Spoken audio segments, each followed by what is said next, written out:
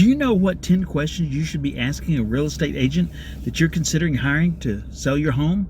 Well, in a minute, we're going to tell you how to get a free report with the top 10. But right now, here's one of the big ones. Do you have any buyers? Do you have a buyer for my home? Do you have a system to get buyers for my home? We have 7,500 buyers in our database right now looking for property in the area. We have a system to attract those buyers. It was like we were looking for a buyer for your home before we ever even met you. Hi, it's Gary Evans at Evans Realty Group. In a minute, we're going to tell you how to get that free report.